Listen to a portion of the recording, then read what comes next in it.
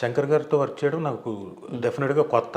నాకు తెలియదు ఆయన తమిళ లాంగ్వేజ్, తమిళ్లో తెలుగు కూడా కొంచెం కొంచెం వచ్చు, మేనేజ్ చేస్తున్నాడు. మనం అర్థం చేసుకోవడంలో ఏమైనా లోటు ఉంటే లోటు అవ్వాల్సిందే తప్ప ఆయన చాలా క్లియర్గా చెప్తాడు. ఒక్కడిని శ్రీకాంత్ అన్న ఉన్నాడు, శ్రీకాంత్ అన్నతో కలిసి కూర్చొని మాట్లాడుకునేవాడు. పాపం చరణ్ గారు కూడా మాతో కలిసి కూర్చొని చక్కగా మాట్లాడుకున్నారు. అయినా సరే ఎక్కడో శంకర్ గారు అంటే చిన్న భయం ఉంటుంది కదా, వీళ్ళు ఏముంటే డైలాగులు నేర్చుకోండి ప్లీజ్ వచ్చి అని, ఇదేంటిది స్కూల్కి వెళ్తున్నట్టు ముందు నుంచి డైలాగులు నేర్చుకోమనడం, మనం పక్కకి తీసుకెళ్ళి ఒకసారి నేర్చుకోండి సార్ అని చెప్పడం, పక్కకి తీసుకెళ్ళి వీళ్ళు చెప్పడం, దాంతో ఫంక్ అయిపోయారు.